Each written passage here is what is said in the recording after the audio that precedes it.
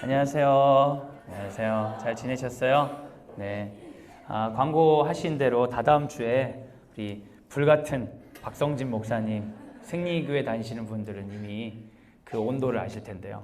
목사님 우리 찬양 인도하실 때 많이 와주시면 좋을 것 같아요. 저도 엄청 기대가 됩니다. 네. 제가 설교를 안 해서 기대가 되는 건 아니고요. 하도 오랜만에 만나 그 찬양하시는 걸 봐서. 오늘 우리에게 주신 하나님의 말씀은 에베소 1장 4절에서 5절 같이 한번 읽어주세요. 시작.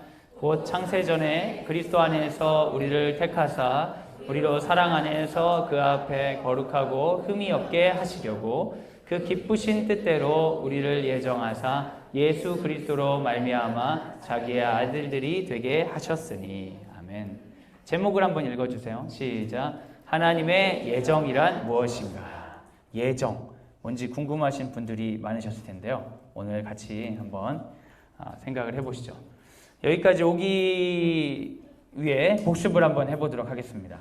여러분, 인간의 제일 되는 목적은 무엇이죠? 하나님을 영화롭게 하고 영원토록 하나님을 즐거워하는 것이죠. 네, 맞아요. 하나님께서 이것을 가르치기 위해 우리에게 주신 것은 뭘까요? 바로 신구약 성경을 주셨어요. 그래서 우리가 매일매일 성경을 보는 거죠. 그래서 성경에 나와 있는 주요한 내용은 뭐죠? 하나님과 우리 사이의 관계에 관해 이야기하고 있어요. 그렇다면 이렇게 중요한 하나님, 우리와 관계하기를 원하시는 하나님, 이 하나님은 어떤 분입니까? 이 하나님은 전지하시고 전능하시고 편지하시고 영원하신, 공의로우시고 거룩하시고 선하시고 사랑이 많으신 영이십니다. 하나님은 그냥 존재가 아니라 영이시죠. 그래서 영이신 하나님 알려면 어떻게 해야 돼요? 예배해야 돼요. 영이신 하나님에 대해 조사하고 뭐 이런다고 알 수 있는 게 아니라 예배하는 자가 하나님을 알게 되는 거죠. 그 하나님은 한 분 외에 다른 분이 있을까요? 기독교는 분명히 오직 여호와 하나님 한 분밖에 없다고 그래요. 그런데 한 분이라고 하는데 이분이 한 분의 모습이 아니라 세 분의 모습으로 있죠. 그걸 뭐라고 합니까, 여러분? 삼위일체라고 하죠. 그 세 분이 한 분이고 한 분이 세 분이다. 그래서 세례를 줄 때 아버지, 아들과 성령의 이름으로 세례를 준다. 그런데 이것은 세 분을 의미하는 게 아니라 한 분을 이야기하는 신비를 이야기합니다. 하나님이 이런 분이라는 얘기까지 드렸어요. 그제 우리가 생각해야 될 것은 그 하나님은 도대체 어떤 일을 하시느냐, 하나님이 하시는 일은 무엇이냐라고 하는 겁니다. 그래서 첫 번째로 여러분하고 얘기하려고 하는 건 하나님이 하시는 예정은 뭔가. 예전에는 작정이라는 표현을 썼는데 우리 교단에서 예정으로 하더라고요. 질문 한번 읽어주세요. 시작. 하나님의 예정이란 무엇인가? 답을 한번 읽어주세요. 시작. 하나님의 예정이란 그가 뜻하시는 바를 따라 정하신 그의 영원한 목적이며 이 목적에 의하여 하나님은 자기의 영광을 위하여 장차 일어날 모든 것을 미리 정해놓으신 것입니다. 여러분, 그 예정이란 얘기를 들어보셨죠? 근데 그거에 대해서 설명을 하실 수 있으시겠어요? 아니면 예정을 여러분 믿으세요? 여러분, 우리도 모르게 예정을 그 교회 다니시는 분들은 믿는 경향이 있어요. 예를 들면 이런 워딩들을 통해 알 수 있죠. 하나님 뜻이 있겠지. 다 계획이 있었던 것 같다. 그런 표현들 있잖아요. 그죠? 오늘 예정에 관한 얘기를 하기 전에 용어를 좀 제가 정리해 드릴게요. 하나님은 모든 것을 알고 계신다. 이거 뭐라고 할까요? 토탈 알고 계신다. 전부 알고 계신다. 전지. 예, 전지. 예, 큰 종이.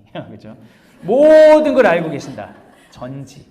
그래서 우리가 기도할 때 전지전능하신 하나님 이런 수사를 쓰잖아요. 하나님 모든 걸 하신다. 그럼 여기에 모든 것 안에는 이미 지금 현재 있는 것들을 다 안다는 건 포함하겠죠. 그런 신앙 고백이잖아요. 그래서 우리가 하나님 앞에 하나님 모든 거 아시니까 감추지 말고 기도하세요. 뭐 이런 표현들 쓰잖아요. 숨기려고 해도 숨길 수 없어요. 그런데 여러분, 이 전지함에 지금의 시점 이후에 앞으로 일어날 일까지 포함되어 있을까요?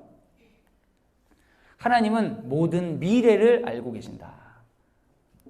이 미래를 알고 있다는 걸 뭐라고 하냐면 미리 예고되어서 알고 있다. 뭐겠어요? 예지. 그죠? 예지력이 있는 사람이 있다. 막 이러잖아요. 초능력, 예지력이 있으면 얼마나 좋을까. 미리 알 수 있으면. 여러분, 미리 알면 뭐 하시겠어요?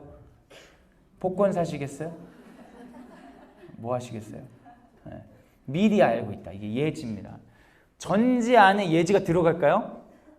하나님의 하나님을 고백할 때 이 전지에는 예지를 포함하는 거예요.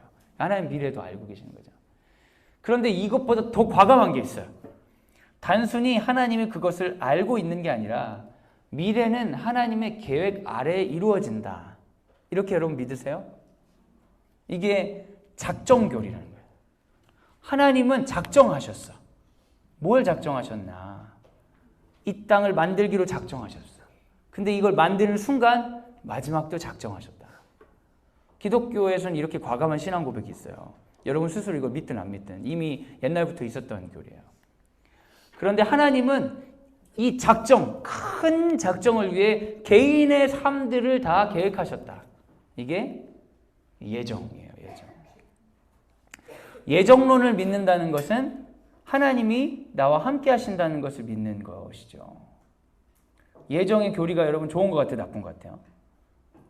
네, 아직까지는 또 쉽게 대답을 못 하시네요. 괜히 대답했다 뒤에 또 하도 막 제가 다른 그런 거 많이 했더니 운명, 예정 하면 여러분 근데 예정이라고 했을 때 좀 어떤 의미에서는 좀 답답하기도 하고 뭐 내가 뭘 해도 아무 소용없는 것 아닌가? 부처님 손바닥 약간 이런 느낌도 좀 있지 않으세요? 운명론 그죠? 내가 열심히 했어. 이거 될 것 같아. 꿈을 가지고 막 했는데 하나님이 안 되기로 예정을 하셨어. 너무 억울하지 않아요? 그런 거 알려주든지. 우리 중학생 아이 중에 그렇게 질문한 애가 있어요. 하나님 뜻이 있으면 좀 알려주셔가지고 그거 하게 하시지. 전 하나님 뜻 모르겠어요. 미래에 뭘 해야 될지 모르겠어요. 그런 친구들이 있었어요. 저한테 질문하는 거예요. 하나님 진짜 알고 있어요? 그건 내가 모르지. 근데 하나님은 알고 계신다고 고백하지, 목사님은. 근데 뭔가를 다 알고 있다면 그 정보를 좀 공유하면 좋잖아요. 그렇지 않아요, 여러분? 얼마나 알고 있는데 공유 안 하는 사람처럼 그럼 미운 사람이 어디 있어요? 아니 왜 지만 사 나도 사라고 좀 하지? 뭐 이런 거 있잖아요. 그런 것들 있잖아요. 근데 하나님의 예정이 그런 걸까? 운명론일까? 근데 여러분 운명론은 뭐냐면 결정론인데 결정론은 다 정해졌다는 거예요. 근데 예정론은 조금 달라요.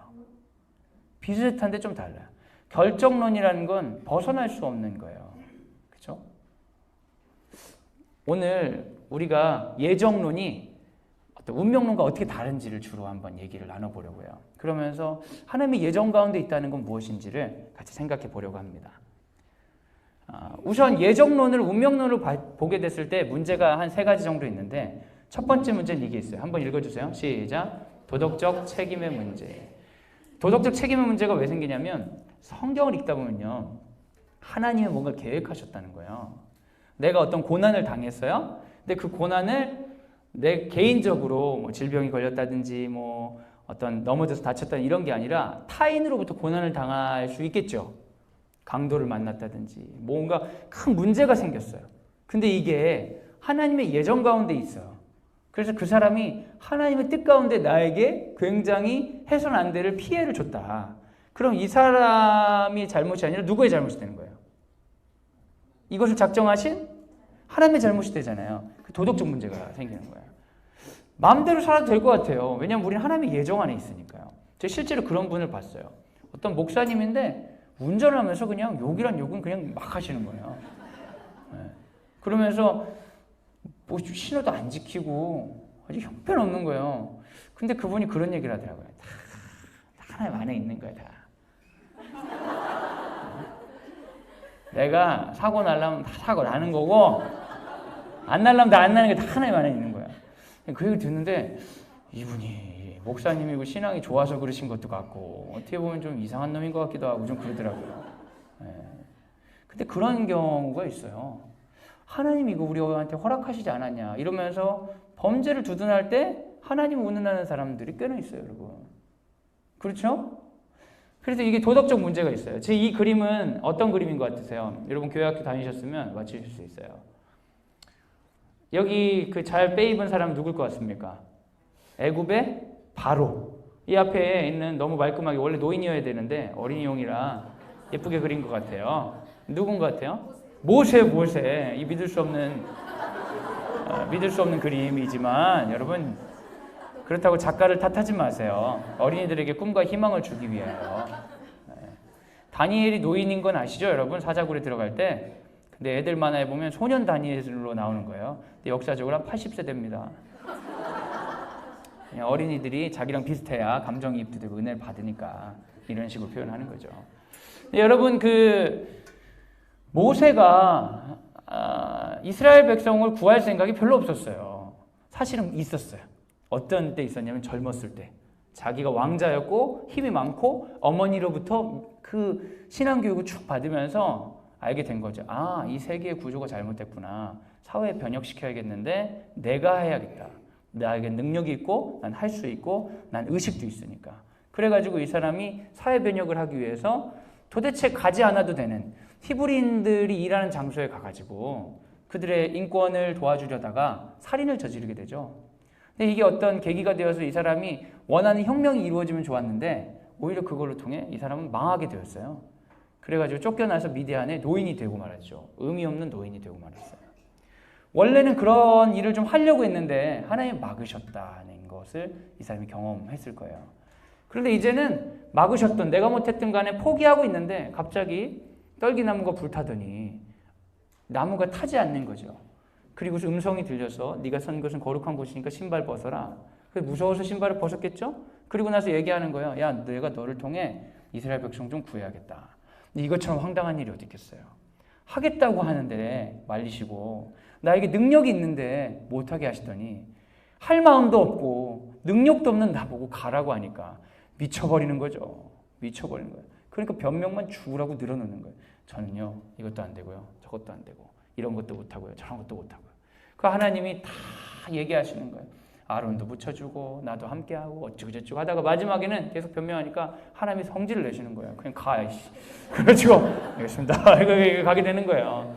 근데 가면서 여러분 마음이 얼마나 불편하겠습니까? 내 안에 내가 믿을 게 하나도 없는데 내 안에 믿을 게 하나도 없는데 내가 얼마나 불편하겠어요.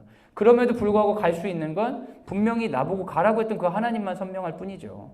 그 하나님이 어떻게 하실지 모르겠지만 내가 힘 있을 때도 날 붙잡아 주지 않는 그 하나님 의지하고 가서 얘기하는 거예요. 바로에게 여호와께서 말씀하시니까 풀어주세요. 이야기를 하는 겁니다.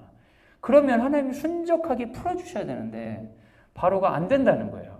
하나님이 거기 귀뜸을 하셨어요. 안 풀어줄 거야. 걱정하지 마. 근데 내가 재앙을 내릴 거야. 약간 모세 입장에서 하나님이 이상한 분 같이 느껴질 수 있지 않아요?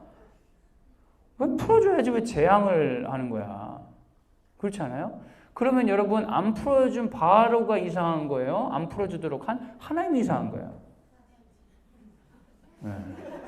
하나님이 이상하다고 해놓고 스스로 죄책감을 느끼시고 김종준 목사에게 말려서 내가 여호와 이름을 망령되이 일컫지 말라 하였거늘 저는 하나님이 이상하다고 얘기한 적은 없습니다. 여러분이 얘기하셨죠.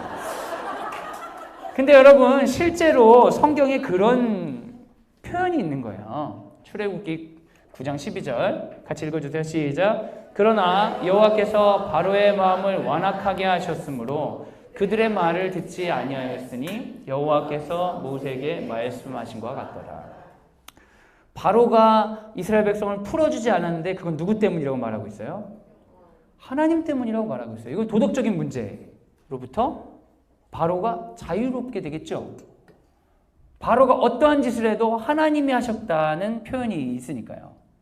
그런데 여러분 성경을 자세히 읽어보시면 출애굽기 몇 장이에요? 9장이에요. 같은 9장에 비슷한 상황이 반복해요. 비슷한 상황이란 건 재앙이 있었음에도 불구하고 바로가 보내지 않는 비슷한 상황이 발생했을 때 성경이 뭐라고 표현하는지 보세요.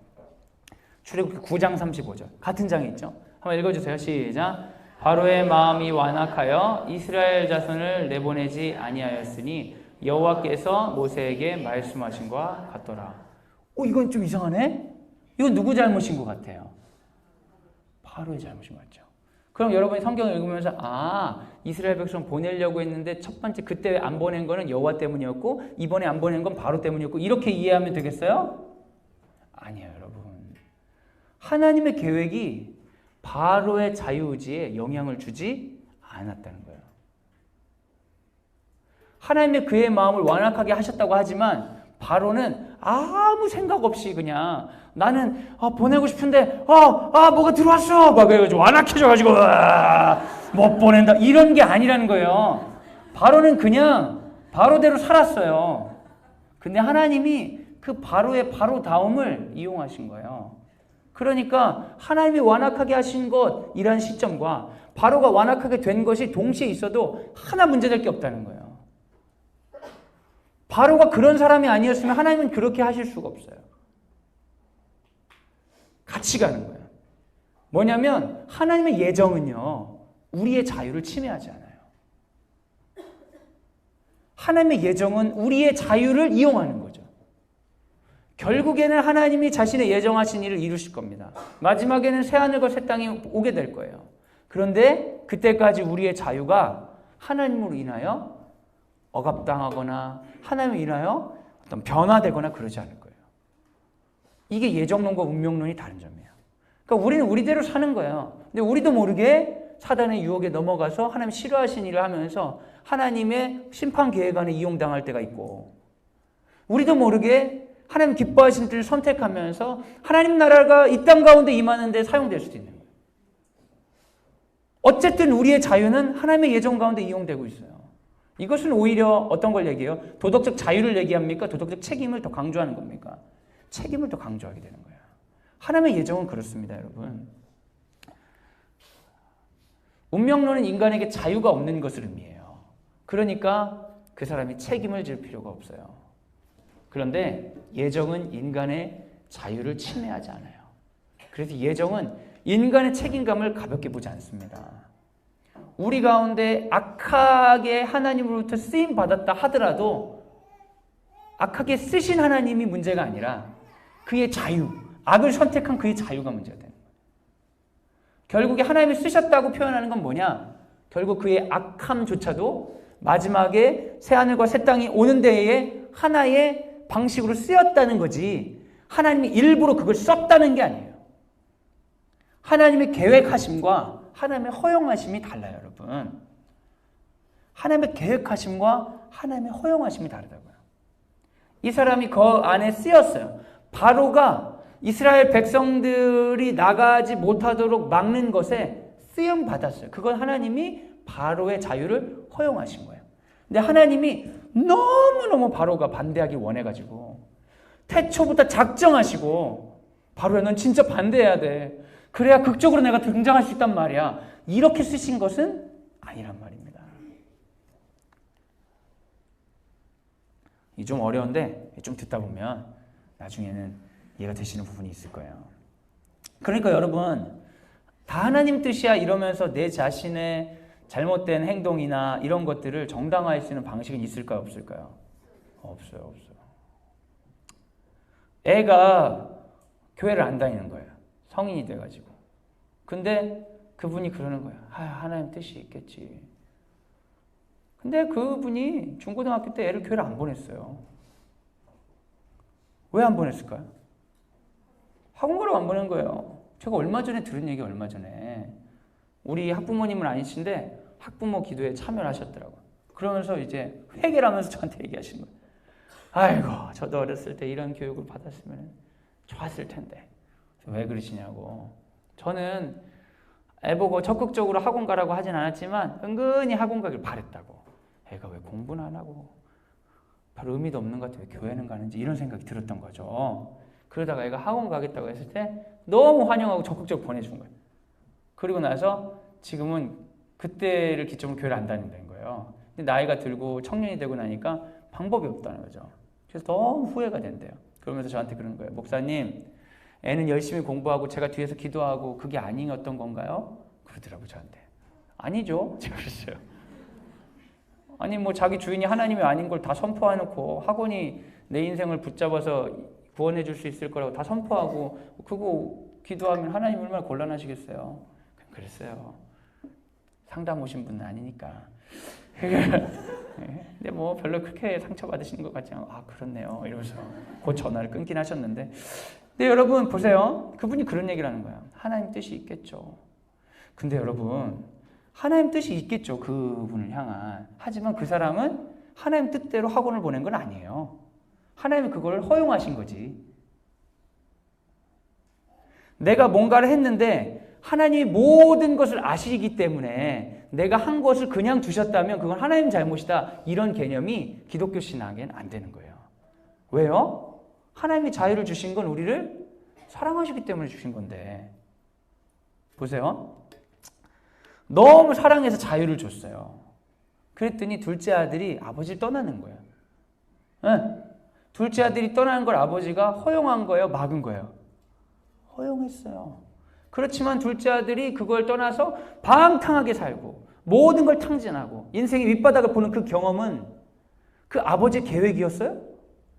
아니에요, 여러분.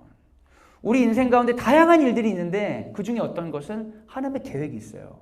큰 계획이 있어요. 큰 계획은 창조하시고 마지막에 새하늘 것의 땅으로 마무리하기 위한 큰 계획이 있어요. 그것은 우리가 어떻게 살든지 간에 이어지는 거예요. 그것은 하나님의 자유예요. 그건 침해할 수 없어요. 근데 그 가운데 인간들의 자유가 마구 섞여 있는 거예요. 그 중에는 하나님이 허용하신 게 있어요.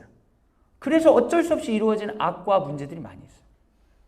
하나님 막진 않으셨죠. 하나님 허용하신 건 있어요. 그런데 허용하신 게 모두 다 하나님의 계획이냐? 말도 안 되는 일이죠.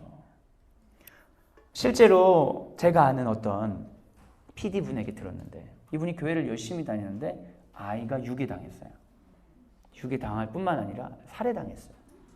진짜 끔찍한 일이죠. 근데 교인들이 위로하려고 가가지고 뭐라고 얘기하냐면 하나님의 뜻이 있을 거야. 이렇게 얘기하는 거예요. 처음에는 위로를 해주니까 듣다가 나중에는 곰곰이 생각해 보니까 내 아이를 죽이는 게 하나님 뜻이라고 그리고 교회를 떠나게 됐어요. 여러분, 하나님이 사랑하는 자녀가 자기에게 돌아오지 않는다고 그 자녀의 귀한 아이를 죽여가지고 이제 좀 깨달았지? 이제 돌아오렴. 그렇게 하시는 분이라고 여러분 생각하세요? 여러분 정말 하나님을 잘못 생각하는 경우가 있어요. 우리 안에 있는 악이나 불행이나 이 모든 것들이 하나님의 계획 가운데 있을까요? 계획 안에 허용된 게 있고 계획으로 이루어지는 게 있는 거예요. 그러니까 개인의 책임은 여러분 개인의 책임은 여기서 자유로울 수 있을까요? 없을까요? 없어요. 없어요. 여러분 자녀들 잘 키워야 돼요. 대충 키워놓고 하나님 뜻 가운데 그렇게 큰 거야. 그렇게 누구에게 말하시려고 그래요? 그거 누구에게 그렇게 얘기하시려고 그래요? 그런 거 없어요. 여러분 자유가 없었어요? 그렇게 키우는데 자유가 없었나요? 우리 마음대로 키운 거 아니에요? 근데 왜 그걸 마지막엔 하나님 탓을 돌리려고 하는 거예요? 예정론을 잘못 이용하는 사람들이 그렇게 이용하는 겁니다. 그렇지 않습니다. 바로는요, 자기 욕심 때문에 이스라엘 백성을 안 보내기로 결정했어요. 하나님은 그걸 허용하셨어요. 근데 바로의 그 완악한 마음으로 하나님의 영광이 드러났어요. 그래서 바로는 하나님께 이용당했어요. 하지만 바로가 그렇게 하기를 하나님 원하신 건 아니에요. 하나님 진짜 원하시는 건 무릎을 꿇고 회개하고 하나님께 돌아오는 걸 원하셨어요. 그러나 바로의 자유가 하나님께 그렇게 하기 않기로 결정했기 때문에 하나님은 그의 자유조차 사용하셔서 자신의 작정하신 것, 애굽에서 이스라엘 백성들을 구해내는 일들을 하셨다는 거예요. 여러분 계획과 허용 가운데서도 하나님은 자기가 예정한 일을 한다 안 한다? 한다. 그게 예정교리예요. 그게 예정교리라고. 그럼 지금 우리가 하고 있는 것들은 모두 다 하나님 계획 안에 있다고 할 수 있을까요? 할 수 있어요. 그러나 모든 일들이 하나님이 원하시는 일이라고 말할 수는 없는 거예요. 일어났기 때문에 하나님이 원하시는 건 아니에요, 여러분. 그 가운데는 허용된 일이 있고 그 가운데 하나님 계획한 일이 있어요. 잘 구분하셔야 돼요. 근데 예정론을 운명론적으로 봤을 때 또 한 가지 문제가 있어요. 두 번째 문제는 같이 한번 읽어주세요. 시작. 선교적 문제. 어떤 사람들은 하나님 뜻이니까 어차피 믿을 사람 다 믿고 어차피 안 믿을 사람 안 믿어 이렇게 생각하면서 복음을 증거하지 않아도 된다고 하는 사람들이 있어요. 여러분 그렇게 생각하세요? 그래서 이제 아프리카에 막 자기의 삶을 던지고 선교를 간 어떤 선교사들을 비웃듯이 저렇게 안 해도 하나님 구원하시려면 다 구원해. 야, 우리 대한민국 사람들 이렇게 예수 잘 믿을지 어떻게 알았냐. 우리에게 복음을 보내주시려 하니까 하나님 다 쓰시잖아. 어떻게든 해. 우리 다 할 필요 없어. 이런 식으로 생각하는 경우도 있어요. 그렇게 생각할 수 있겠죠. 어차피 하나님 다 아시고 어차피 다 하시면 운명이 다 정해졌다고 하면. 근데 여러분, 그런 건 아니에요. 근데 또 꼭 그런 것 같기도 해. 어떤 사례들이 있냐면, 노회서 선장이었다가 목사가 된 뉴턴이라는 분은 나 같은 죄인 살리신이라는 찬송을 만드는 아주 유명한 사람이에요. 사람들이 그 사람이 예수를 믿고 구원받을 거라고 예상하지 못했어요. 근데 우리 모두 다 나 같은 죄인 살리신 그네 놀라워 이 찬양을 같이 할 정도로 유명한 신앙의 위인이 됐잖아요. 이걸 보면 하나님이 역사하신 거야? 아니에요. 하나님이 역사하신 거예요. 이 사람에겐 어떻게든 어떤 방법을 다해서 하나님이 믿게 하신 것 같아. 그런 사람들이 여러분 살다 보면 있어요? 없어요? 있다니까요. 저 사람이 어떻게 믿지? 저만 해도 그래요. 저희 집안에 별로 그렇게 예수님 믿는 분이 없어요. 목사님도 없어요. 있었으면 제가 안 왔을 것 같아요. 저는 장신대 처음 들어갈 때 굉장히 극소수 학교인 줄 알았어요. 극소수 기숙사 학교. 그냥 누가 목사를 하려고 하겠어? 뭐 이런 생각하고 왔는데 야, 입학식 때 1000명 넘게 앉아 있더라고요. 그거 보고 잘못 왔다. 내가 몰랐구나. 내 헌신이 이렇게 싸구려다니. 막 이런 생각이 들었어요. 교만해가지고 엄청 특별한 사람 되고 싶어서 제가 그랬어요. 근데 여러분, 이분 좋아하시는 분들 많을 텐데 니체예요. 니체는 목사의 아들로 태어났어요. 목사의 아들로 태어났는데 이 사람이 쓴 유명한 책 중에 하나는 안티기독교예요. 그 10년 동안 정신질환 가지고 있다 사망했어요. 남들이 보기에는 예수를 안 믿기가 어려운 사람인데 당연히 믿어야 되는 운명이 지어질 것 같은데 저 사람은 하나님 믿지 않도록 정해졌나 보다. 사람들이 그렇게 생각할 수 있겠지요. 어떤 사람은 그래요. 주변 환경이나 상황을 봤을 때는 모두 예수를 믿어야 될 것 같은데 어떻게든 안 믿는 거야. 끝까지 못 믿는 거야. 그러고 보면 예정론인가 보다. 하나님이 믿을 사람 정해놓고 안 믿을 사람 정해놨나 보다. 그러니까 우리가 굳이 선교한다고 애를 쓸 필요는 없다. 이렇게 생각할 수 있을까요? 그렇게 생각하는 사람 많으시잖아요. 여러분 가족 구원을 위해서 기도하세요? 애써서 기도하는 분이 있지만 어떤 분들은 하나님 뜻이면 믿든지 안 믿으면 그것도 하나님 뜻이지 하면서 여러분 복음에 대한 책임감 빚진 마음 없는 분들 있으시죠? 세계 열방에 아파하고 고통당하는 사람에게 예수를 전해야 되는 부담 없는 분들 꽤 있으시잖아요. 하나님 뜻이면은 아이고 그럴 줄 알았어. 저 선교사님 통해서 하시는 거지. 나는 나는 상관없잖아요. 주변에 있는 사람들에게 복음에 빚진 마음 없는 분들 많으시잖아요. 왜? 다 하나님 뜻이니까. 여러분 이게 정말 맞는 방식일까요? 그럼 이런 질문을 제가 해보는 거예요. 제가 구원받기로 결정이 됐어요. 그러면 어차피 구원받을 거니까 끝까지 예수님을 부인하고 사는 거예요. 마지막까지, 죽을 때까지. 그래도 어차피 구원받기로 결정됐기 때문에 정말 타락하고 마지막까지 살아도 죽기 막 몇 초 전에 숨이 이제 넘어간다 할 때 갑자기 주님 세례가 막 받고 싶어요. 이러면서 마침 지나가던 목사님이 그 음성을 듣고 지나가서 막 물을 콸콸콸 부어주면서 아버지와 아들과 성령의 이름으로 세례를 부어주면서 구원받았다. 역시 나는 구원받을 운명이었어. 여러분 그렇게 되는 것을 기대하진 않으세요? 어차피 구원받을 인생이라면 아니면 혹은 어차피 구원 안 받을 인생이라면 아무리 교회 근처에 있고 아무리 뭘 해도 안 될 거라면 어차피 안 될 거 막 살아보자. 저 사람은 어차피 구원 안 받을 것 같으니까 난 구원 복음 전하지 말자. 여러분 스스로 그렇게 마치 내가 스스로 예정론을 아는 사람인 것처럼 내가 하나님인 것처럼 복음에 관한 문제를 결정짓고 계신 부분은 없으세요? 근데 여러분 예정론에 대한 교리적 진실은 굉장히 선명한 게 있어요. 한번 읽어주세요. 시작. 구원의 예정은 아무도 알 수 없다. 하나님이 여러분 우리에게 예정하셨습니다. 어떤 걸 예정하셨어요? 그리스도 안에서 구원받는 걸 예정하셨어요. 사랑을 예정하셨어요. 우리 존재가 시작될 때부터 우리를 향한 사랑을 부어주시고 예정하셨어요. 그 예정은 흔들리지 않습니다. 그러나 그 사랑으로 말미암아 우리가 감동을 받고 복음을 받아들이고 하나님 나라를 위해서 살기로 결정하는 것들은 알 수가 없어요. 왜요? 거기에는 수많은 요소가 있는데 그 중에 가장 큰 요소는 우리의 자유가 있는 거예요. 우리가 구원받았다고 해서 우리의 공로입니까? 아니에요. 왜냐하면 우리를 스스로 구원할 수 없어요. 하나님께서 예수 그리스도 말미암아 구원의 길을 열어두셨기 때문에 구원받았다면 그건 모두 다 주님의 공로죠. 우리의 공로는 없어요. 그러나 구원을 안 받을 수 있어요, 우리가. 선악과가 있는데 우리가 처먹을 수가 있는 거예요. 에덴 동산 버리는 거 우리가 할 수 있습니까? 없습니까?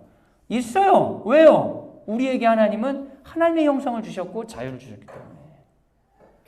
구원의 예정은 아무도 알 수 없어요. 그러나 우리의 자유를 통해 구원을 우리가 선택할 수 있어요? 없어요? 있어요. 우리가 구원을 이룰 수는 없지만 우리가 구원을 선택할 수는 있습니다. 그렇다면 이건 모든 사람에게 적용되는 거예요. 2번 한번 읽어주세요. 시작. 최종적인 운명은 방법과 같이 간다.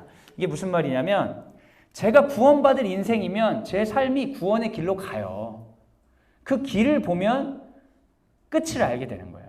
근데 제가 평생 교회 생활하고 평생 예수를 전하고 했지만 방법이 그렇게 살았지만 하나님이 작정하셨기 때문에 미안한데 나 처음부터 너 지옥으로 작정했어. 미안해. 하면서 하나님이 이게 탁 틀지를 않는다는 거예요. 내 방법이 하나님 구원으로서 멀어지기로 결정하고 끝까지 그렇게 가는데 하나님이 근데 난 너 구원하기로 결정했으니까 네 자유에도 불구하고 상관없이 이리 와 하면서 틀지 않으신다는 거예요. 여러분 구원으로 가는 사람은 그 사람의 삶의 방식이 구원으로 향하게 돼 있어요. 구원은요 모두에게 전해진 선물입니다. 모두에게 전해졌어요. 예수 그리스도 말미암아 구원받지 못할 육체가 하나도 없습니다. 그런데 그것을 선택하고 그 길로 가기로 그 방법으로 살기로 결정한 사람들은 그걸로 가는 거예요. 그러니까 여러분 구원에 대해 여러분 불안해야 할 필요가 있어요? 없어요? 없어요. 여러분 지금 하나님 나라를 선택하시면 불안해하실 필요는 없어요. 그럼 여러분 지금 하나님 나라를 선택하지 않은 사람들에게 이미 약속하신 구원을 전해야겠어요? 말아야겠어요? 전해야죠. 하나님이 우리가 안 전해도 하나님이 전하실 수 있죠. 그러나 하나님은 우리를 통해 전하기를 원하시죠. 여러분 하나님 손이 짧아서 구원치 못하시는 게 아닙니다. 하나님 능력이 없어 구원치 못하신 게 아닙니다. 하나님이 들리는 소리와 언어가 없어도 사람들을 구원하신 역사들이 있긴 있어요. 그러나 지금 이 시대에 우리에게 주어진 미션은 뭡니까? 내 안에 있는 복음을 전하는 미션은 그 사람의 운명과 상관없이 나의 구원의 방향을 보여주는 거예요. 내가 복음을 전하는 것은 내가 곧 그 방법 가운데 있다는 것이고 내가 하나님의 구원의 예정 가운데 있다는 오히려 나를 보여주는 거라고요. 그 사람이 구원이 되든 안 되든과 상관없이 나에게는 복음을 전할 의무가 있는 거예요. 복음을 전할 기쁨이 있는 거예요. 왜냐하면 그것이 나를 부르신 하나님의 방식이기 때문에. 그러니까 하나님 뜻대로 되지 뭐 하면서 복음을 전하지 않을 만한 핑계는 성서적으로는 전혀 없어요. 우리끼리는 있지. 우리끼리는 그냥 말하면서 그래 하나님 뜻이면 되겠지. 맞아 되겠지. 그래 전하지 마 괜히 힘들게. 우리끼리는 이해가 되는데 성경에선 그런 건 없어요. 하나님이 예정하셨지만 그 예정을 성취하고 함께하고 동역하고 동행하는 사람들은 인간이에요. 하나님 그걸 인간의 자유를 통해 하세요. 우리 모두 다 하나님을 배격해도 하나님은 자신의 예정 때문에 예수 그리스도를 보내십니다. 하나님의 일하심이 있습니다. 그러나 하나님 기뻐하시는 건 뭐예요? 모두 다 그냥 심판해버리고 말이지. 하나님이 혼자 있는 걸 원하시는 게 아니라 동행하는 하나님 나라 백성을 부르고 계시죠. 그 사람들 불러서 하고자 하는 일은 뭡니까? 하나님의 예정을 성취하는데 동행할 사람들을 부르고 계신 거예요. 남은 사람들을 부르고 계신 거죠. 여러분 그게 바로 우리입니다. 그게 바로 기독교인들이에요. 그래서 여러분 예정은 오히려 인간을 격려하는 거예요.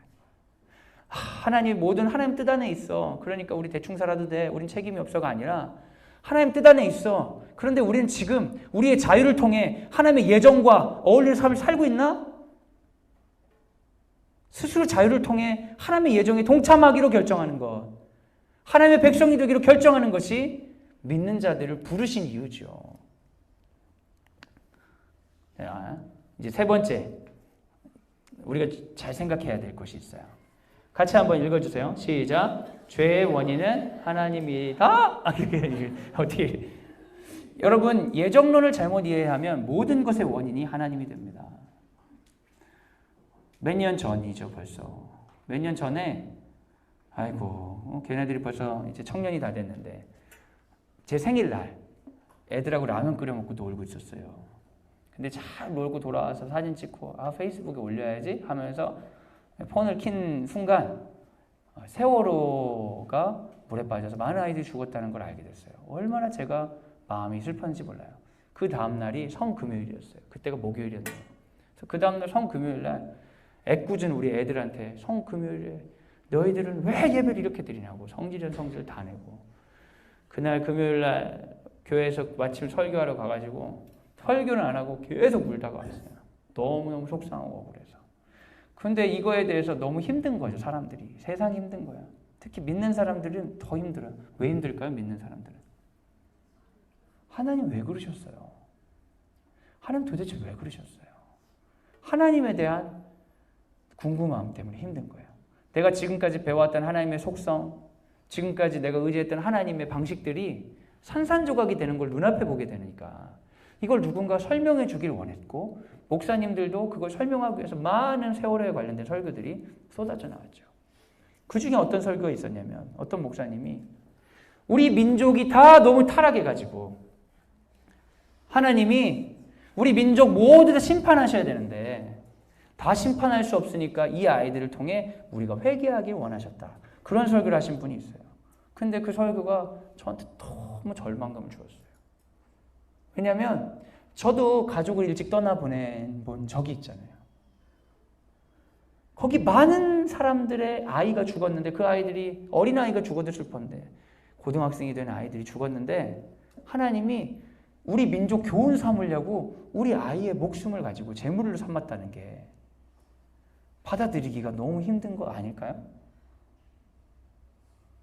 여러분 하나님은 그러면 우리에게 교훈을 주기 위해서 우리의 고통과 아픔하고는 아무 관심을 갖지 않는 사람인 것처럼 될 수가 있잖아요.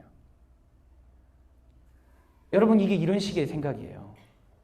죄의 원인, 모든 원인이 하나님이 돼버리는 거예요. 근데 여러분 구분해야 돼요. 여러분 세상에 있는 죄와 악의 문제 중에 하나님이 계획하신 것도 있지만 하나님이 허용하신 게 있어요. 여러분 그런 식으로 생각하면은 여러분 다 이걸 물어봐요. 미세먼지는 하나님이 왜 우리에게 허락하셨을까요? 미세먼지는 하나님이 왜 우리에게 허락하셨어요? 우리가 공기의 귀중함을 알고 환경을 정리하라고 하나님이 허락하신 일일까요? 여러분 하나님이 그걸 계획하셨을까요? 미세먼지 계획하셔가지고 2019년 정도에 대해서는 대한민국 미세먼지 엄청 불어가지고 얘네들이 자연을 얼마나 잘못했는지 깨닫게 해야겠다. 하나님이 계획하셨을까요? 여러분 우리 편리하게 살려고 살다 보니까 환경이 오염된 거잖아요. 우리가 잘못했잖아요. 근데 왜 하나님 탓을 돌리는 거예요? 여러분 그 배가 침몰할 때까지 선장이 잘못하고 배 정비를 잘못하고 이런 일들이 있는데 왜 그걸 다 감추고 하나님이 우리에게 주려고 하는 교훈에 집중하시는 거예요. 우리에게 허용된 자유가 있어요, 여러분. 우리의 죄가 있다고요. 왜 우리의 죄를 보지 않고 하나님 탓을 돌리는 겁니까? 어떤 친구가 그랬어요. 우리 애들은 똑똑해. 질문할 수 있도록 자유를 주면 정말 인간이 똑똑한 질문을 해요. 어떻게 했냐면 목사님, 하나님은 왜 죄를 창조하셨어요? 그러더라고요. 되게 좋은 질문 아니에요? 근데 어른들은 질문을 잘 못해. 왜 그런지 모르겠어요. 근데 애들은 질문하는 거예요. 하나님이 태초에 만드시면 왜 죄를 만드셨어요? 근데 여러분 하나님이 죄를 만드셨어요? 아니에요. 만드시지 않았어요. 죄는 누가 만들었을까요? 인간이 만들었어요. 인간은 창조의 능력이 있을까요? 없을까요? 있어요. 죄를 만들었잖아요. 인간이 만든 창조물은 죄예요, 여러분. 그 죄를 볼 때마다 우리의 형상대로 이렇게 생각하셔야 돼요. 여러분 최초의 창조 기사를 보면 어떤 게 있냐면 동물하고 인간은 굉장히 급이 다르게 창조됩니다. 인간은 뭐의 형상에 따라 창조되죠? 하나님의 형상에 따라 창조되죠. 동물은 뭐에 따라 만들었다면 종류대로라고 나와요. 각양 종류대로. 그러니까 개과 쫙 뽑고 고양이과 쫙 뽑고 쥐과 쫙 뽑고 이렇게 뽑아가지고 종류대로 나왔다는 거예요. 근데 인간만 유일하게 하나님의 형상대로 만들었다. 그럼 인간은 무슨 과일까요? 하나님과예요. 하나님과. 하나님과라고요. 그러니까 신학적으로 진화론적인 생각은 들어올 틈은 없어요. 아무리 타협을 해도 인간의 독특함에 들어올 틈이 없어요. 하나님과라는 건 뭐냐면 같이 어울릴 수 있다는 거예요. 엄청난 큰 은혜를 주신 거죠. 같이 어울리는 거의 핵심은 여러분 뭐냐면 같이 재밌게 노는 것일 뿐만 아니라 거기 플러스 뭐가 있어야 되냐? 거절할 수 있는 권리가 들어가야 돼요. 진짜 같은 류는. 뭔지 아시겠어요? 인간에게 하나님의 형상이 부어졌다는 것은 인간이 유일하게 하나님을 거절할 수 있는 존재인 거예요. 창조물 중에. 인간하고 동물에게 명령을 내리는데 이게 나중에 또 이제 나올 때가 있어요. 인간 창조가 있어요. 이게 교리는 반복되는 거니까 그때 놀라지 마시고 준비를 안 했구나 그러지 마시고 원래 계획된 거라고 생각하시면 되는데 동물에게는 명령을 내렸어요. 생육하고 번성하고 땅에 충만하라. 그러니까 동물들은 엄청 번식해야 되는 거예요. 열심히 살아 그냥 최선을 다해서. 번식하다 보면 너무 많아지면 개체가 많아지면 어떻게 돼요? 그 생태계에서 더 큰 애들이 왜 이렇게 음식이 많아 하면서 막 열심히 먹고 서로 이렇게 잘 균형을 갖춰서 살게 돼 있죠. 동물들은 창조의 섭리에 따라 열심히 삽니다. 근데 여러분 인간하고 같이 사는 짐승들만 안타깝게 이제 번식을 못하도록 수술당하고 하나님의 명령에 순종하지 못하는 삶으로 인간의 명령에 순종하느라 그런 삶을 살지 웬만한 짐승들은 주의 명령에 따라 열심히 살아요. 아무도 주의 명령에 반하지 않아요. 동물들이 갑자기 죄송하지만 저는 지금으로 생식을 멈추겠습니다. 이런 동물은 없어요, 여러분. 전부 다 최선을 다해 살고 있어요. 인간에게 명령은 5가지예요. 똑같은 게 3가지 있어요. 생육하고 번성하고 충만하라가 있어요. 그러니까 우리도 잘 살아야 돼요, 여러분. 기독교인들이 못 살면 안 돼. 열심히 살아야 돼. 최선을 다해서. 이왕 먹을 거면 여러분 좋은 거 먹어야 돼, 나쁜 거 먹어야 돼. 좋은 거 먹어야죠. 건강한 거 먹고 막 과자 같은 거 막 이런 거 먹지 말고 좀 유기농 좋은 거 먹고. 이거 하나 나쁜 게 아니에요. 애 출산하고 했을 때 여러분 좋은 환경에서 출산하는 게 좋아요? 막 나는 게 좋아요? 좋은 환경에서 출산하고 애들 보건적으로 의료적으로 안전하고 가능하면 또 많이도 낳고 가능하면 많이 키우고 여러분 그런 거 하나님 기뻐하신 일이에요. 여러분 잘 사는 거 하나님 싫어하진 않아요. 근데 그 뒤에 두 개가 추가되는 거예요. 뭐냐? 다스림과 정복이에요. 다스림과 정복은 인간에게만 주어졌어요. 인간에게만 주어진 이유는 뭐냐면 인간이 무슨 과니까? 하나님 과니까 하나님이 할 일이 위임받은 거예요. 하나님이 할 일을 위임받은 건 뭐냐면 하나님의 뜻대로 질서를 잡아나가는 것을 인간에 위임받은 거예요. 질서를 나가는 걸 위임받았다고 할 때 위임에 있어서 굉장히 중요한 건 여러분 거절할 수 있는 권리인 거예요. 그게 자유예요. 왜 하나님은 우리에게 자유를 주셨을까요? 하나님을 인간을 만들고 하나님 원하신 건 정말 참 사랑을 원하셨어요. 근데 진짜 사랑이 되려면 같은 과하고 사랑해야 돼. 같은 과하고 사랑한다는 건 거절할 수 있는 존재가 날 사랑하는 것. 그게 진짜 사랑인 거예요. 그게 창조에 다 담겨져 있어요. 하나님이 우리가 하나님을 사랑할 때 너무 기뻐하세요. 그걸 위해 우리를 만드셨어요. 그런데 우리에게 주신 그 자유를 가지고 우리는 뭘 했냐면 하나님을 거절하는 데 썼어요. 그래서 생긴 게 뭐냐? 죄예요, 여러분. 그 죄와 악이 이 세상에 만연합니다. 그래서 여러분 우리 가운데 하나님이 계획하시지 않았는데 하나님이 마지막 때까지 허용하신 죄와 악이 가득해요. 그러니까 세상이 다 그렇게 돌아간다고 세상 따라가면서 하나님 뜻이 있겠지? 그건 말도 안 되는 일이라는 걸 여러분 기억하시기 바라요. 우리 안에 그냥 이루어지는 것 중에 대부분은 하나님이 허용하신 우리가 돌아올 때까지 허용하신 죄들이 많다는 거예요, 여러분. 하나님이 계획하시니까 이렇게 됐겠지? 아니에요, 여러분. 하나님의 계획은 우리를 사랑하기를 원하셨고 우리가 하나님께 돌아오기를 원하셨고 그래서 자유를 줬는데 우린 계속 죄를 만들고 있는 거예요. 그 죄 때문에 사고도 일어나요. 그 죄 때문에 범죄도 일어나요. 그 죄 때문에 질병도 일어나요. 그 죄 때문에 많은 것들이 어그러졌어요. 그런 거 볼 때마다 하나님 왜 그러셨어요? 그러면 하나님 얼마나 답답하시겠어요? 왜 그러긴 너네 사랑해서 그랬다. 하나님 사랑하는데 왜 이런 아픔을 주세요? 모두를 사랑하니까 너희가 돌아올 때까지 자유를 줘서. 그러니까 여러분 하나님을 대할 때 내 개인이 아니라 이 온 인류의 마음으로 대하기 시작하면 오히려 고통 가운데 하나님 마음을 느낄 수가 있어요.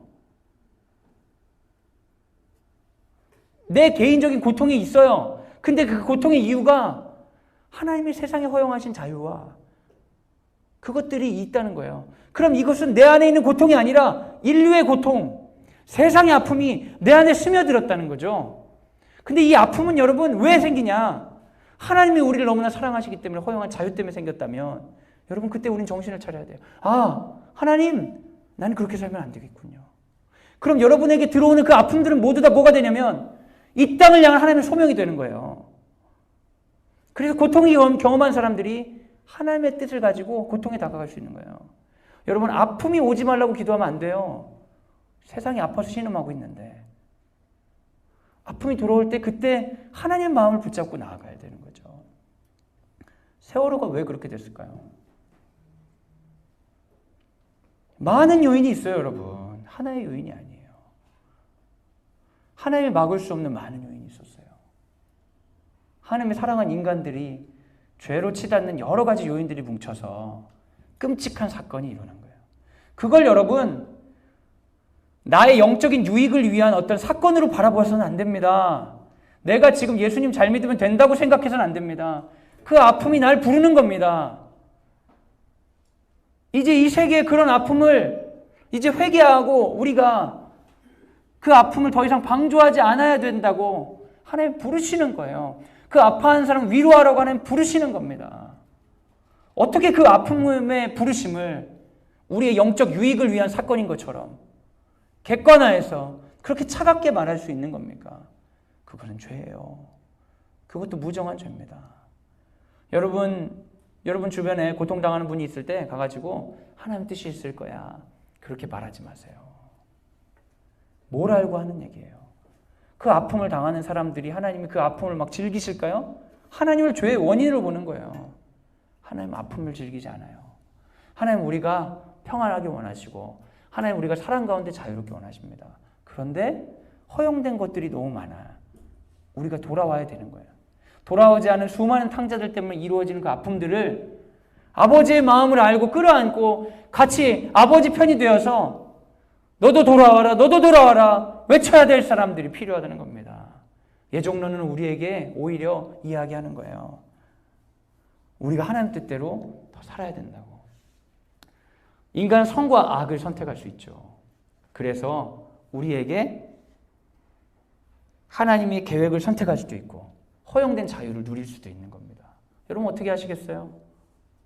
여러분 적어도 교회를 다닌다는 것, 세례를 받으신다는 건 뭘 의미합니까? 나에게 허용된 자유가 아니라 하나님의 예정과 함께 살아보겠습니다. 결단하는 것 아니겠어요? 그래서 그들을 보고 뭐라고 얘기하냐? 저들이 바로 하나님의 백성이 되는 거죠. 여러분 우리는 하나님의 백성입니다. 믿으십니까?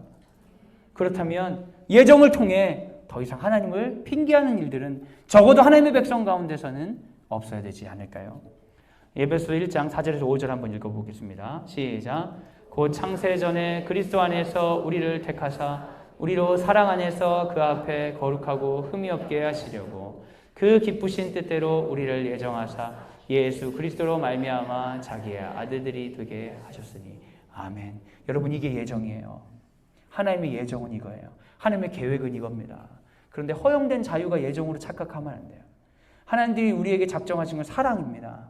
하나님이 우리에게 작정하신 삶은 풍성함이에요. 하나님이 작정하신 삶은 그 기쁘신 뜻대로 예수 그리스도 말미암아 자기의 자녀가 되는 거예요. 여러분 그걸 믿으시기 바랍니다.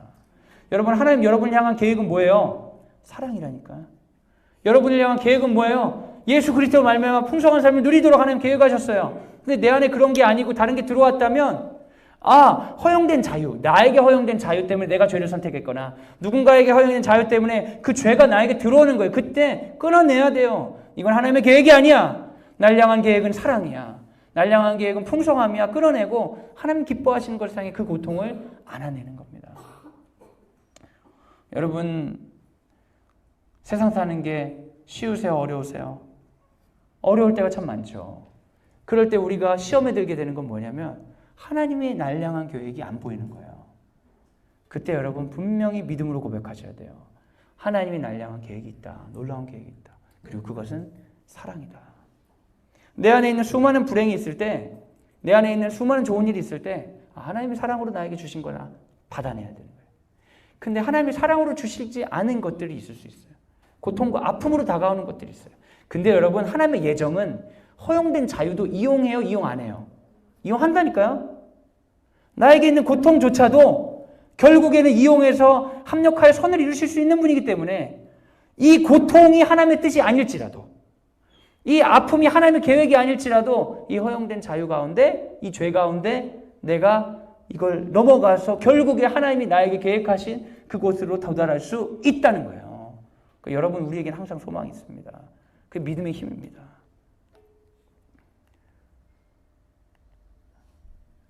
같이 한번 읽어주시죠. 시작. 하나님의 가장 큰 예정은 십자가의 사랑이며 우리를 향한 구원이다. 이걸 믿으세요. 근데 지금 이게 안 믿어지시면, 여러분 간에 시험이 드시고 계신다면 다시 이걸 방향을 바꾸셔야 돼요. 악한 영들이 여러분을 속이는 거에 넘어가면 안 돼요. 우리를 향한 계획은 뭐 여러분이 야 너 그렇게 예수 믿는다고 그렇게 살아도 되겠냐? 너 좀 회개해라. 너 같은 쓸모없는 거는 진짜 너 그따위로 살면 안 돼 하면서 악한 영이 우리를 참소할 때 맞아 나 같은 게 뭐 그러겠어 하면서 여러분 고개를 막 숙이면 하나님 막 좋아하실까요? 아니에요. 여러분을 향한 계획은 사랑이에요. 하나님이 우리를 사랑해요. 온갖 불행과 아픔이 내게 닥쳐도 우리를 향한 계획은 사랑이에요. 온갖 불행과 계획이 나에게 닥치는 건 뭐냐면 하나님의 더 큰 사랑이 허용하신 자유 때문에 생기는 죄의 흔적들이죠. 그러나 그게 하나님의 계획은 아니라는 것을 여러분 기억하시기 바랍니다. 여러분 배우자 때문에 힘드시죠?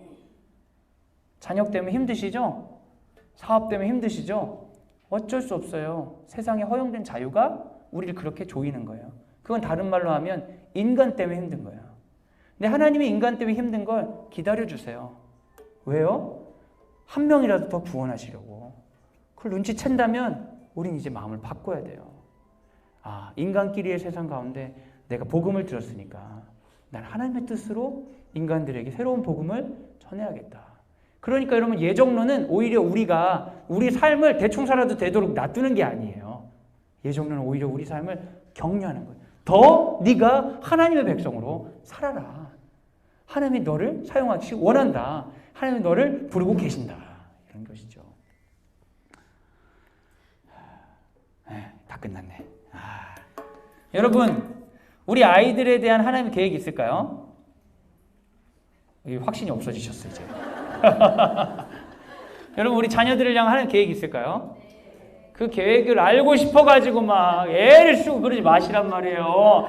계획은 다 나왔어요. 우리 애들을 향한 하나님의 계획은 사랑입니다.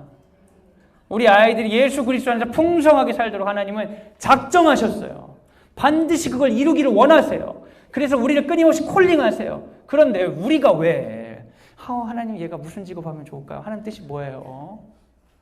근데 애가 성적이 그렇게 하는 거예요. 하나님 뜻을 이루려면 이렇게 해야지. 뭐 그런 게 어디 있어요, 여러분. 말도 안 되는 거 지어내지 마세요. 세상에 악에 속아가지고 하나님 이름 대면서 애들 괴롭히지 마세요. 하나님이 애를 크게 쓴다고 한 적이 있어요? 왜 애를 크게 쓰임 받으려고 하는 거예요? 그거는 여러분의 계획이잖아요. 하나님의 계획이 아니잖아요. 하나님의 계획은 뭡니까? 죄로부터 피하기를 원하시는 거예요. 애가 사랑을 충만하게 누리게 하는 거. 그럼 우리가 가르쳐야 되는 건 뭐예요? 아이가 죄 근처에 가지 못하도록 가르치고 하나님의 사랑에 집중하게 가르치고 내 안에 있는 역량을 가득해서 우리가 할 수 있는 만큼 최대한 내가 가진 걸 가지고 사랑하며 사는 삶을 가르치는 게 예정 안에 예정을 믿는 부모이죠. 근데 애들이나 부모들이나 다 미신적이 돼가지고 운명론에 빠져서 하나님이 한 번도 얘기하지 보지 못한 운명론에 빠져가지고 얘를 향한 하나님 뜻이 뭘까? 그 뜻을 알아보려고 학원 선생님도 가고 그 뜻을 알아보려고 잘한다는 누구 옆집 아줌마도 듣고 그 뜻을 알아보려고 그래가지고 애를 보니까 왜 이렇게 하나님 뜻에 안 맞아? 그러면서 애를 괴롭히기 시작하면 애가 하나님을 어떻게 생각하겠어요? 애들이요, 여러분 교회 다니는 아이들이 하나님이 자기를 모자라게 본다고 너무 걱정해요. 하나님 때문에 불안하다고 걱정하다고요. 그래서 교회를 떠난다고요, 여러분. 엄마 없을 때 교회를 떠나요. 교회 가가지고 맨날 혼만 나고 나 같은 사람은 별거 아닌 것 같처럼 느껴서. 여러분 이것처럼 억울한 일이 어디 있어요? 하나님이 아이들을 얼마나 사랑하시는데 아이들에게 너무 사랑하시기 때문에 죄를 피하면서 살라고 가르치고자 원하시는데 우리가 부모가 돼서 가르쳐야 될 건 무엇일까요? 여러분 하나님의 예정을 가르칩시다. 그러기 위해서는 여러분 먼저 좀 믿으세요. 하나님 여러분 사랑한다고 제발 믿으세요. 여러분이 뭘 잘해서 사랑하는 게 아니라니까요. 뭘 못한다고 안 사랑하는 게 아니라 그냥 여러분을 사랑하세요. 아까 찬양하시던데요.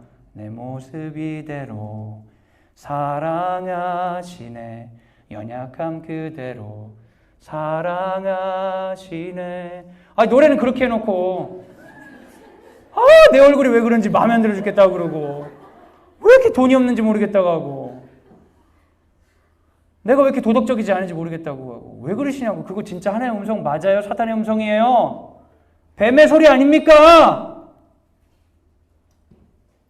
왜 선악과 계속 따먹고 계세요? 멈추세요. 선악과 안 따먹어도 돼. 너 충분해. 하시는 하나님의 음성을 듣고 하나님의 주시는 에덴 동산을 만들어 가십시오, 여러분. 그리고 여러분 자녀에게 그 복음을 가르쳐 주세요. 얘야, 네가 이렇게 시험을 못 보니까 엄마가 정말 성질이 난다. 너무 걱정된다. 거지 될 것 같다. 그렇지만 하나님의 사랑이 조금도 너에게 문제되지 않아. 여러분, 그거 분리할 줄 아셔야 돼요. 아이를 위해 준비시켜야 될 거 준비시켜야겠죠? 준비시켜야죠. 준비 안 시키면 안 돼요. 하지만 그거 준비시키느라고 아이들이 영혼을 갉아먹으시면 애들이 구원을 못 받아요. 성적 때문에 구원 못 받고요. 착한 애가 아니라서 구원 못 받아요. 하나님이 사랑한다는 걸 믿지 못해요. 여러분, 이거 단순히 애들만의 문제입니까? 우리의 문제이기도 합니까? 우리의 문제이기도 하죠. 왜 그럴까요? 우리가 하나님의 계획, 예정에 집중하지 않기 때문이에요. 말씀 마지막으로 우리 같이 한번 읽고, 곧 창세 전에 그리스도 안에서 우리를 택하사 우리로 사랑 안에서 그 앞에 거룩하고 흠이 없게 하시려고 그 기쁘신 뜻대로 우리를 예정하사 예수 그리스도로 말미암아 자기의 아들들이 되게 하셨으니. 아멘. 하나님의 뜻은 이것입니다. 우리가 죄가 많고 연약하지만 예수로 말미암아 우리를 구원의 자리로 초청하시고 예수님 닮아가는 삶을 감히 우리 같은 자도 살아갈 수 있도록 돕는 것입니다. 이 예정을 믿고 그 예정에 따라 하나님의 백성이 되는 우리가 되기를 예수님의 이름으로 소원합니다. 이 시간 같이 한번 기도하겠습니다. 같이 기도할 때 여러분, 우리 자신을 한번 돌아봤으면 좋겠습니다. 여러분, 하나님이 우리를 사랑한다는 걸 믿고 계십니까? 그냥 형식적으로 네 대답하는 게 아니라 정말 내 안에 그래서 넉넉하고 담대하십니까? 그래서 불안하지 않으십니까? 그러면 내 안에 있는 다른 음성을 한번 들어보시기 바랍니다. 하나님, 저 좀 더 예뻤으면 좋겠어요. 하나님, 저 좀 더 돈이 많았으면 좋겠어요. 하나님, 이번에 투자해 놓은 거 그거 꼭 올랐으면 좋겠어요. 안 오르면 큰일 날 것 같아요. 우리 아이가 하나님 이렇게 됐으면 좋겠어요. 하나님, 그거 안 되면 안 될 것 같아요. 나의 배우자가 이렇게 됐으면 좋겠어요. 이런 우리의 음성들을 한번 들어보시기 바랍니다. 그리고 우리가 믿음으로 선포합시다. 하나님의 예정은 사랑이다. 하나님이 날 사랑하신다. 설사 우리 아이가 우리 마음대로 되지 않아도, 우리 배우자가 내 마음대로 되지 않아도, 재산이 없어져도, 그 모든 것들이 다 사라진다 해도 하나님의 사랑을 우리로부터 끊을 것은 없다. 그래서 나는 지금 구원을 누리겠습니다. 지금 하나님을 영화롭게 하고 하나님을 즐거워하겠습니다. 이 조건이 되면 이런 악한 소리를 거절해내고, 하나님, 그 선악과 먹지 않아도 난 하나님 때문에 충분합니다. 그렇게 고백할 수 있는 믿음 성령으로 주시옵소서. 지금 그렇게 한번 우리 영혼에 선포하며 기도하도록 하겠습니다. 같이 기도하겠습니다. 하나님, 감사합니다. 도와주시옵소서. 우리에게 새로움을 더해 주시옵소서. 우리 이어서 기도하겠습니다. 사랑하는 여러분, 성경은 좋은 율법을 틈타 죄가 들어왔다고 합니다. 좋은 가르침들 가운데 죄가 들어올 수 있습니다. 선악과를 먹지 말라는 그 좋은 우리 사랑하시는 명령 때문에 죄가 들어왔습니다. 우리가 자녀 양육에 있어서 이건 굉장히 중요한 것입니다. 여러분, 아이들을 믿음으로 가르치려고 하다 보면 아이들에게 굉장히 많은 이상적인 요구들을 할 때가 있어요. 예수 믿으니까 착해야 되고, 예수 믿으니까 잘해야 되고, 예수 믿으니까 영광을 돌려야 된다는 이유로 아이들에게 굉장히 많은 율법을 부여할 때가 있습니다. 그 율법이 아이들이 죄로부터 떠나게 된다면 그건 너무나 좋은 일입니다. 그런데 여러분, 그거의 틈을 타 죄가 들어올 수 있습니다. 하나님이 멀어질 수 있어요. 하나님 옆에 자기가 모자란 아이처럼 느껴질 수 있어요. 여러분, 그것은 죄입니다. 우리가 우리 자녀들을 위해서 깊이 기도하고 또한 우리 기도를 통해 우리 삶을 바꾸기 원하는 것은 하나님 우리 자녀들에게 은혜를 가르치게 하여 주옵소서. 이거 첫 번째입니다. 또 한 가지는 주님, 우리가 더 이상 아이들을 사랑한다는 이유로 죄를 허용하지 않게 하여 주시옵소서. 부모로서 잘라낼 것을 잘라내게 하여 주시옵소서. 우리 가운데 사랑과 공의가 회복되는 자녀 영향될 수 있도록 인도하여 주시옵소서. 우리 다 같이 주여 한번 외치고 기도하도록 하겠습니다. 주여! 사랑 많으신 주님, 해주실 주님을 기대합니다. 사랑하는 여러분, 우리가 시간이 많지 않아서 이제 마지막으로 기도하려고 합니다. 우리 초등과정, 중등과정 아이들을 위해 기도해 주시고 우리 학교에서 일어나는 행사들을 위해 기도해 주시기 바랍니다. 특별히 이제 내일부터 중등과정 아이들이 우리 땅 밝기 갑니다. 여러분, 산에 가는 게 좋은 일이죠. 그래서 하는 거 아닙니다. 그걸 통해 우리는 하나님을 배워야 됩니다. 그걸 통해 우리의 연약함을 직면해야 됩니다. 그걸 통해 우리는 기도를 회복해야 됩니다. 우리 아이들 연약해서 못할 수 있습니다. 갔다 와서 기억나는 거라고는 노는 것밖에 없을 수 있습니다. 괜찮습니다, 여러분. 그러나 우리가 그 마음을 가지고 아이들 바라보고 기도해야 됩니다. 분명히 아이들이 자라는 와중에 그 이야기 할 때가 있을 거예요. 엄마, 근데 우리 땅 밖에 왜 한 거야? 얘기할 때가 있을 거예요. 엄마는 네가 그걸 통해 기도를 배우기 위해 기도했어. 그걸 통해 친구와 갈등을 통해 우리 연약함을 보길 기도했어. 삼위일체 하나님을 배워가는 시간으로 기도했어. 여러분, 아이들에게 하나님 안 물으실 수 있어요. 연약하기 때문에. 그러나 우리에게는 물으실 수 있습니다. 여러분, 자녀들 초등과정, 중등과정 마찬가지 학교를 보내면서 여러분 뭘 기대하십니까? 뭘 기대하십니까?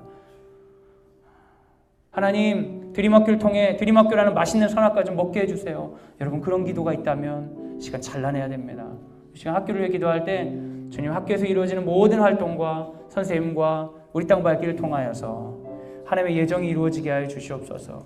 주의 사랑을 배우고 주를 사랑하는 아이로 자라갈 수 있도록 인도하여 주시옵소서. 우리 학교를 위해 이 시간 같이 기도하도록 하겠습니다. 같이 기도하겠습니다. 주님, 감사합니다. 기도하겠습니다. 하나님만으로 충분하지 않습니다. 하나님 사랑으로 충분하지 않습니다. 내가 하나님이면 이렇게 하지 않을 것 같습니다. 그래서 하나님이 될 수 있다는 그 선악과 좀 먹어보려고 합니다. 하나님 계획이 있으시다면 막으시겠지요. 그런 마음으로 우리가 야금야금 선악과를 먹었습니다, 주님. 그런데 주님, 이제는 우리가 이 죄를 알았으니, 예수의 은혜를 알았으니 다시 돌아가게 하여 주시옵소서. 재정의 선악과 내려놓겠습니다. 배우자의 선악과 내려놓겠습니다. 자녀의 선악과 내려놓겠습니다. 다른 사람도 인정받고 칭찬받는 선악과 내려놓겠습니다. 힘과 권력이 꼭 나에게 집중되어야 된다는 선악과 내려놓겠습니다. 무시되면 안 된다고 생각하는 그런 선악과 내려놓겠습니다. 그리고 에덴 동산에 홀로 계신 그 하나님 한 분으로 나는 충분합니다. 그렇게 고백하며 다시 천국을 회복하여 구원을 영위하는 우리 모두가 될 수 있도록 인도하여 주시옵소서.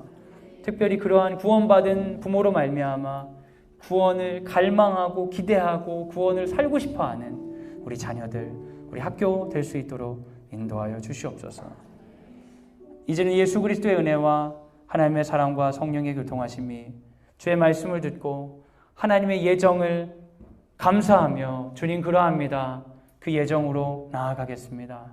하나님이 작정하신 그 뜻에 함께 동참하겠습니다. 우리에게도 그런 영광을 허락하여 주시옵소서. 간절히 기도하는 사랑하는 광성드림학교 모든 식구들 위해 지금부터 영원까지 함께 하시기를 간절히 축원하옵나이다. 아멘.